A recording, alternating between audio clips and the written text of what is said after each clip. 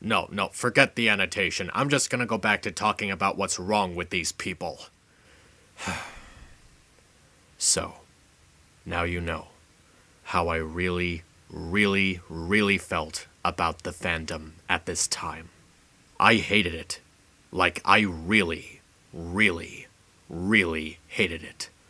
I hated it so much for all of the discord that it was causing within itself, and because of all the problems and all the stress that it was causing for other people and myself. I just felt so distant from it after hearing about those death threats. I still remember it like it was yesterday when I actually snapped out loud. I was outside raking some leaves, and when I really thought about how serious all this bullshit was, I just started aimlessly yelling out in my yard. I just can't believe I fooled myself into thinking that bronies were special. I mean, you've heard those stories about this person who wants to be part of this really great community they've been hearing so much about, and then it turns out everyone in it is a self-entitled jerk, but man, this one really takes the cake. It's like when you're a 3-year-old waiting to open your Christmas presents and then all you get is a pair of socks. I wasn't just upset. I wasn't just angered. I was disappointed. I was disappointed in this fandom. After all of the nice things that I had been seeing it do, and all the great things that were coming out of it, I really thought that it could be better than that. But to see everyone fighting over the quality of the show, and sending hate mail towards the staff, and hate comments towards each other in whatever comment section or Skype chat, and they were so willing to do it too.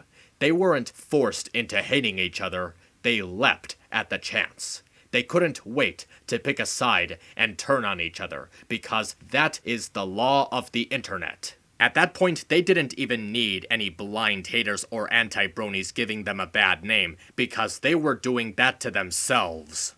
And I just hated the whole damn thing. I hated it so much. And yet, I still really loved the show. I wanted to keep watching it despite the horrible people that it was representing. So, what do you call a person when they really like to watch My Little Pony Friendship is Magic, but really don't like the fandom? I don't think you can call them a brony, and that's when it hit me.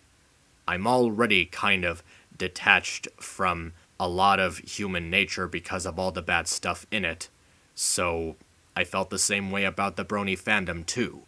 So I decided to call myself MisAnthro Pony. It's the name that I was going with when I was starting out my channel, and it's the name that I was going with when I put together that first video and was announcing that I was going to do some rant videos. Rants on people who were coming across to me as very problematic. It was something that I just thought needed to be done. After all that time I spent looking through all those comments, all those people giving the show a bad name for no good reason, and I didn't see anyone doing anything about it. Someone had to speak up for the show and against the people who were giving it a bad rep, and it looked like it had to be me. I knew it had to be me. Something just told me that it needed to be me. No, it didn't just need to be me. I knew I was the only one who could. And I knew that I was the only one who could when I was hearing about so many people who came across my plans and they were actually supportive of what I was planning to do. Like the only sane people who were left in this fandom, looking for someone to give them a voice when they were unable to make one themselves. Someone who could speak for them. Someone who could elaborate how they felt about the situation. They were looking to me, hoping that I would be able to properly set things straight. And boy was I ready to do so. I was putting a lot of thought into what I was going to do. I was doing a lot of planning for all of these future videos. Even when I would sometimes remind myself about how sad I was and how I would let the frustration get to me, I never allowed it to slow me down. I showed no shame in what I was planning in the future. I wasn't going to be like one of those people who eventually realized that what they were doing wasn't good and that they were going to change their mind about the whole thing. I was going to see it all the way through to the end, just going to let all of my punches out and not holding a single one back. Whatever problem I had with these people, I was gonna let it out, and I wasn't gonna sugarcoat anything. I actually thought that I was going to get a lot of dislikes because of the theme of the content, and I did it regardless because I knew that this was something that I wanted to do, and I didn't care what anyone else thought about it. And in the end, I was actually kind of surprised when there were a lot of people coming by my channel and they actually really liked what I had to say about these people that were being problematic. They praised me for speaking for them, for representing them, for giving them a voice in a time where the fandom was in a place of uncertainty. And I figured if people were going to support me and be along for the ride, why was there any reason to stop now? Even when I started getting comments from people who hated what I was doing, I never stopped feeling that way. And even when I was starting to get noticed by people in the Bronalysis community, no matter who it was, I wasn't going to let them hold me back. I wasn't going to let them drag me down. I was going to keep voicing how I felt about these people, and nothing they did was going to change my mind. I set out to do this knowing that people were going to hate me. But I wasn't going to let that slow me down. I wasn't going to care for what any of these people thought of me. I was going to keep on going, and I was going to keep on going until I got to everyone and let them know how I thought about things. Someone had to keep making these videos. Someone had to keep talking about the situation. And I knew because people kept on telling me that I had to keep going with what I was doing. Whether it was Cuddlepug, Biter, Mage, Digibro, Tommy Oliver, or Chad Rocco, I was going to keep making these videos, and nothing they did was going to make it stop. And every time I was about to make a video, as I was putting it together, I would keep in mind every single thing that was wrong with them. Quite possibly, the most tragic case in this situation was Digibro. I actually used to watch his content. I used to look up to what he was saying. And then I started hearing about how people were having problems with him. How he was being so stuck up and waving his ego in everyone's faces, thinking that he was too good for other people who were reviewing the same stuff that he was. I took a look at him for myself, seeing how much he changed for the worst. And I still cannot get over how much I hated the way he was acting.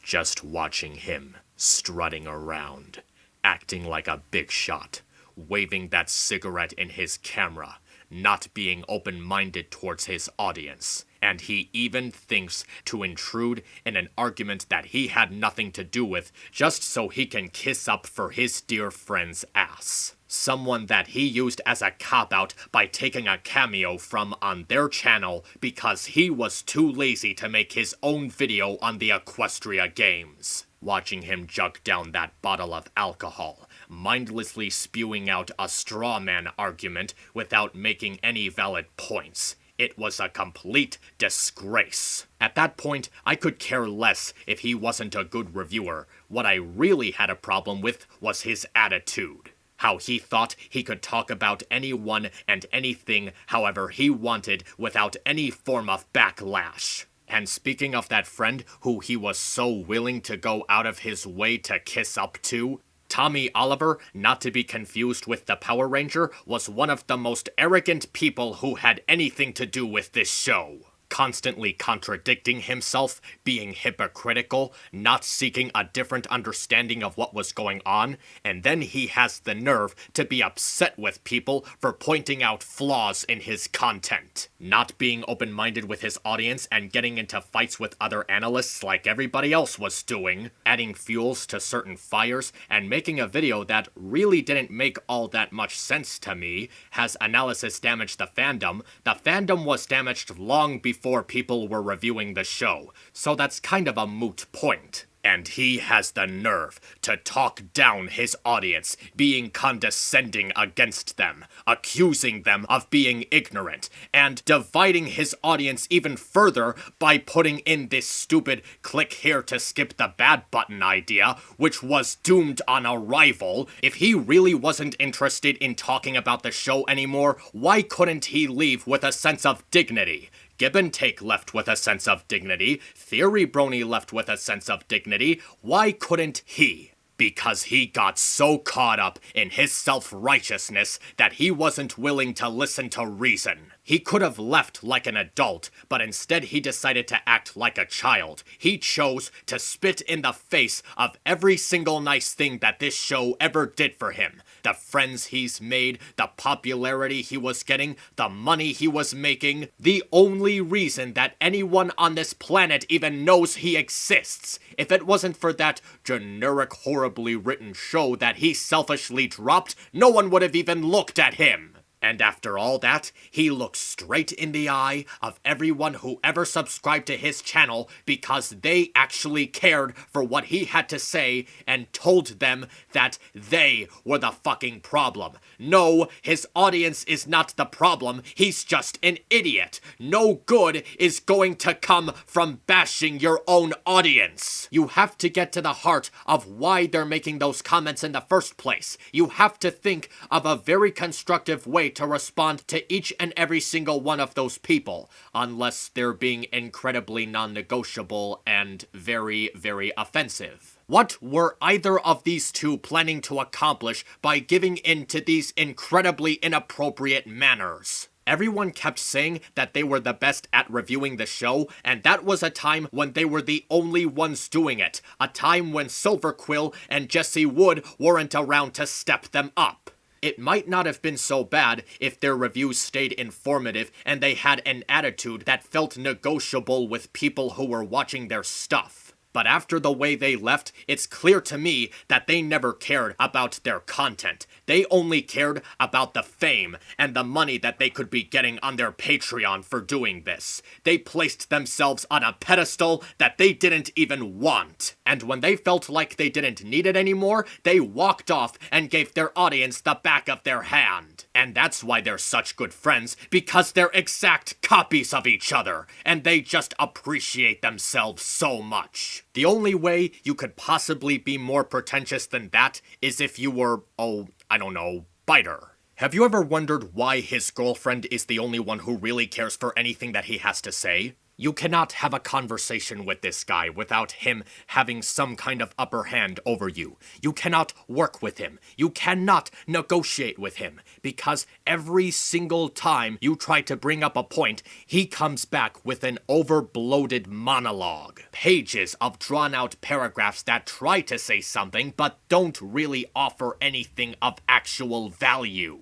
I'm sure he's a smart person, maybe he's a lot smarter than a lot of us would give him credit for, but maybe that intelligence got to him so much that he has become so full of himself. You wanna know what is the best way to lose an argument against Biter? It's to even bring up a point. He will frustratingly turn any kind of discussion into a debate. And the thing about debates is that you can't win them. The people in the debate just keep going back and forth until one of them eventually gets tired of arguing with their opponent. And I think that's kind of how Biter ends up winning all the time. He waits for the other person to get tired of arguing with them so he can feel like he got the last laugh. And even if you do take time to think about what he's saying and try to come up with a counter-argument that felt like it was thoroughly thought out, he'll probably dismiss it as lazy, like he did with Voice of Reason. You end up feeling like an idiot just for trying to have a word with him. I'm sorry, what does Mage see in him again? Maybe she likes how he has the same ideology as her when it comes to storytelling. Because if something is not explicitly explained to them, then it's a plot hole or bad writing. She thinks she's above the fandom's lunacy because she's nice or because she left and no longer has anything to do with it. Well, she's not. Whether it's an anime or a Disney movie, her viewpoints are still gonna be carried over to something else. And then she can annoy an entirely different fan base or audience with what she has to say. It's not so much an opinion as it is a mentality. She'll keep coming up with alternatives to defend her criticisms from people who are pointing out flaws in her arguments, regardless of how close-minded they may seem. She'll continue to not really care for what another person has to say because she'll convince herself that this is objectively the way that something is. It doesn't matter how nice you are, if you continue to present yourself as that type of person, people will push you away and not want to have anything to do with you.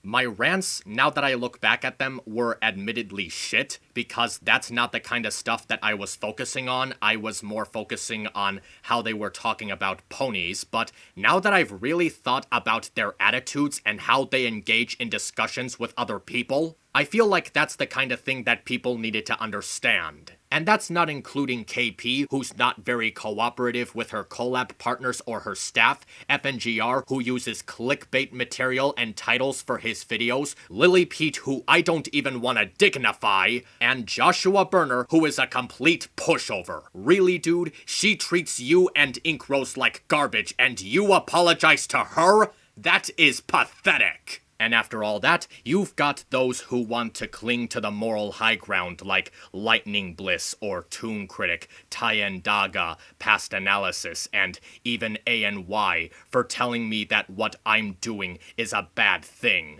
regardless of how hypocritical they may seem when they're doing it. I mean, really look at how all of this started. This all started when people started fighting about their own viewpoints. You allowed those fights to escalate into flame wars that completely damage the way other people see you. And you have the gall to talk down to me like you never did any of the things that I did. I've seen your comments, I've seen your arguments, I've seen the ways that you people have been treating each other in later years. Who knows, maybe I started that whole ranting fiasco because I wanted to get in on the bandwagon.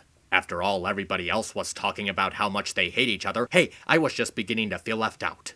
Maybe I was being an asshole at the time, but at the very least I didn't have any friends when I started what I was doing.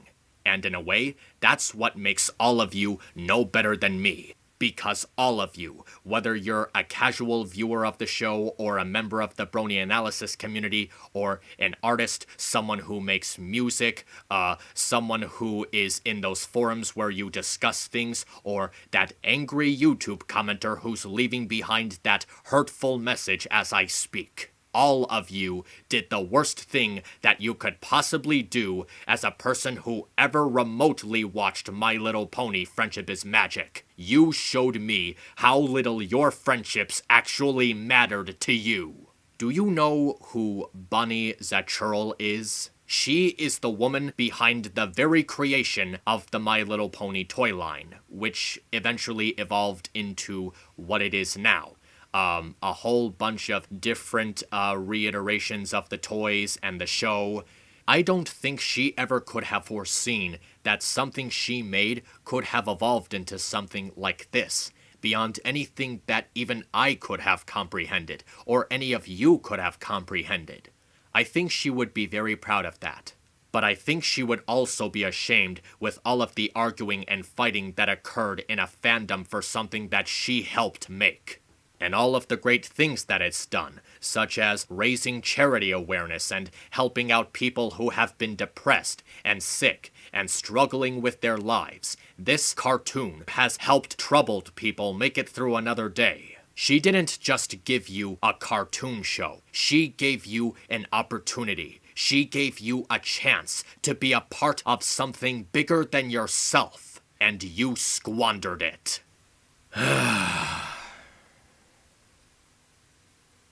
And another thing about these angry videos that I was putting out, I was starting to think of them as therapeutic.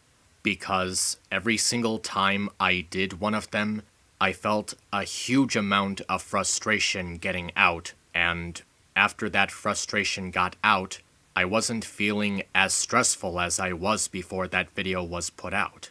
It wasn't just about making them, it was about making them public, making someone out there know that this was how I felt about something. There was just something about it that was easing my stress, and in another matter, I think people actually thinking about what I had to say was helping to relieve that stress. So, not only were these angry videos helping me in speaking out for the situation with this fandom, I actually think it was helping me. It was helping me feel less frustrated, less keeping it all bottled up inside, less hate-filled. Like, after I released that video about Mage, I didn't have so much against her anymore. In fact, that's kind of why I made that additional thoughts video on her. So, I guess maybe this was something that was necessary. Maybe by doing this, I would be speaking for other people who felt the same way as me on the situation, and I would be helping myself to not be so angry and hate-filled towards others. Because I don't want to be angry and hate-filled. I don't want to be constantly reminded of the bad stuff in this fandom because there is good in it. I don't want to feel like the bad is overshadowing the good. Because I want to speak for the good in this fandom. And I felt like something that had to be done was speaking against the bad. And it was actually helping me feel calmer and better. And with that in mind, I saw no reason to stop. Regardless of how everybody else was seeing it. Nothing they were saying was influencing me. I was just doing what I wanted, and I kept on believing in what I was doing. So, what is this feeling? What is this sense of concern that I was starting to get? Why was I starting to believe that what I was doing was wrong?